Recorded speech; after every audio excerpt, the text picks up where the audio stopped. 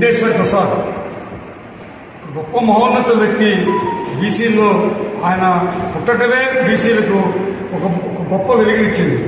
ఇవాళ చాలామంది మండల్ గుర్తు చేసుకోకుండా ఎవరైనా ఎంప్లాయీ ఉన్నాడంటే వాడు ద్రోహి. బీసీలకు 27% ఈ భారతదేశంలో చాలా కష్టసాధ్యమైనటువంటి దాన్ని ఆయన భుజాల మీద తీసుకుని ఆయన ఒక చైర్మన్ అయి ఉండి ఆరోగ్యం సహకరించకపోయినా ఆయన చాలా తీవ్రమైన అనారోగ్యంతో ఉన్నప్పటికీ ఆయనకి ఏదైతే బాధ్యతలు అప్పగించారో ఆ బాధ్యతలను చాలా అతి కష్టం మీద ఎన్నో ఒత్తిళ్లు ఒడిదుడుకులు ఎదుర్కొని ఆయన నిర్వహించారు. ఆయన సామాన్య కుటుంబం కాదు, ఒక జమీందారు కుటుంబంలో పుట్టిండి ఆయన మొత్తం త్యాగం చేసి ఆయన ఆఖరికి ఆయన ముఖ్యమంత్రి పదవి ఒక నెల రోజులు ముఖ్యమంత్రి చేసినటువంటి వాడు ఎవరైనా భారతదేశంలో అంటే ఆయన వెంకటేశ్వర ప్రసాద్ బీపీ మండల్.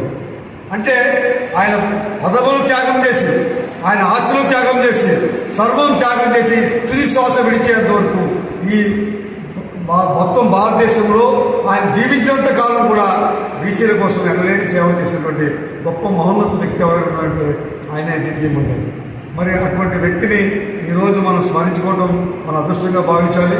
మరి మన నిజంగా ఆయన 40 అంశాలని ప్రతిపాదించాడు. 40 అంశాల్లో ఒక అంశం మాత్రమే రిజర్వేషన్ అంశం. ఇవాళ ఈ మిగతా 39 అంశాల కోసం మనం పోరాడి సాధించినాడే ఆయనకు మనం నిజమైన నివాళులు అర్పించేవాళ్ళు. ఎందుకంటే ముఖ్యంగా రిజర్వేషన్కి మనం ఎంతో కష్టపడి ఆయన సాధించినటువంటి రిజర్వేషన్ని చేతులారా ఈరోజు మనం పోగొట్టుకున్నాము. దాని కనీసం సామాజిక స్పృహ లేనట్టు మనంతా కూడా బానిసత్వంలో దొరుకుంటూ కనీసం ఆయన స్మరించుకోకుండా జరుగుతున్న అన్యాయాన్ని రివ్యూ చేసుకోకపోవడం చాలా దురదృష్టకరం.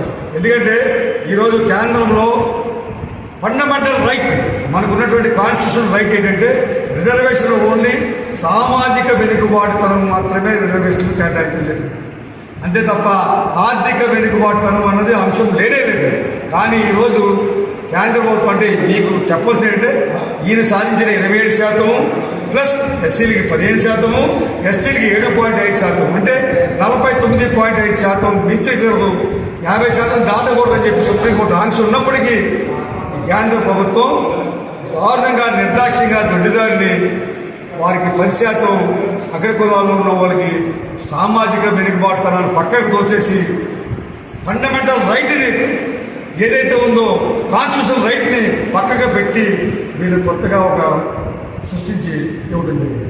అదే ఈ రాష్ట్ర ప్రభుత్వం కూడా ఈరోజు మీకు స్పష్టంగా చెప్పడం ఏంటంటే మొన్న జ్యోతిబా పూలే జయంతి రోజున మొత్తం అందరికి కూడా ఏదో వాళ్ళు అప్లిఫ్ట్ చేయడం కోసం